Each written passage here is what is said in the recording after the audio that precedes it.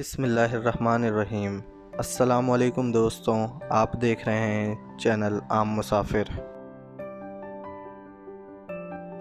بچپن انسانی زندگی کا ایک ایسا سہانا دور ہوتا ہے جو ہمیشہ یاد رہتا ہے۔ زندگی کا ایک ایسا دور جس میں خوشیاں اور راحتیں ہوتی ہیں۔ یہ خوشیاں اور راحتیں ہمیشہ یاد رہتی ہیں۔ ایک طرف تو بچپن بے فکری کا زمانہ ہوتا ہے تو دوسری طرف آنے والے مستقبل کا انحصار اسی بچپن پر ہوتا ہے۔ بچپن ہی میں کسی بچے کی فطری صلاحیتوں کا اندازہ ہو جاتا ہے، پھر بچے کی حوصلہ افزائی کی جاتی ہے تاکہ وہ اپنی صلاحیتوں کو پروان چڑھائے، یعنی اپنی فطرت کے مطابق اپنے مستقبل کو بہتر بنا سکے۔ نامور شخصیت کے بچپن میں انہی کے مستقبل کی نشاندہی ہوتی ہے۔ بابا قوم قائد اعظم محمد علی جناح کے بچپن کے متعلق بہت کم معلومات دستیاب ہیں۔ قائد اعظم کی بہن محترمہ فاطمہ جناح جو ایک طویل عرصے تک اپنے بھائی کے ساتھ رہیں، انہوں نے اپنے خاندانی ذرائع کے حوالے سے اپنے بڑے بھائی محمد علی جناح کے بچپن کے کچھ حالات اپنی کتاب میرا بھائی میں درج کیے ہیں۔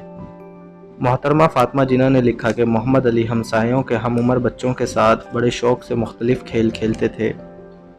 ان بچوں میں ایک اچھے کھلاڑی مانے جاتے تھے۔ بچے انہیں اپنا لیڈر اور قائد سمجھتے تھے اور محمد علی خود بھی فطری طور پر بچوں کے درمیان خود کو زیادہ بردبار اور ذہین تصور کرتے تھے۔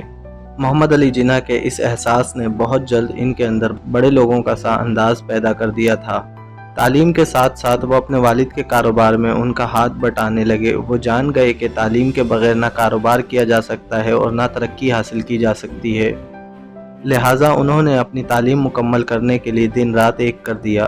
محمد علی جناح کی والدہ اپنے بیٹے کو اتنی توجہ اور دلچسپی سے پڑھتے دیکھتیں تو اکثر اپنے شوہر سے کہا کرتیں، تم دیکھ لینا میرا محمد علی بڑا کامیاب آدمی بنے گا اور سب لوگ اس پر رشک کریں گے۔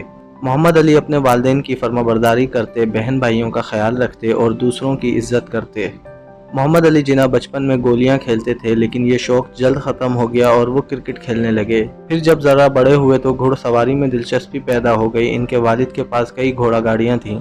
گھوڑا گاڑی ان دنوں شاہانہ سواری سمجھی جاتی تھی کیونکہ موٹر کاروں کی اس وقت رواج نہ تھا۔ محمد علی جناح نے بہت جلد گھوڑ سواری سیکھ لی اور پھر ہر روز شام کو اپنے دوست کے ساتھ دور دور تک اور دیر تک گھوڑ سواری کرتے تھے۔ بقول محترمہ فاطمہ جناح کے وہ دن کو اسکول جاتے، دوپہر کو اسکول کا کام کرتے، شام کو گھوڑ سواری کرتے اور رات کو مطالعہ کرتے رہتے تھے۔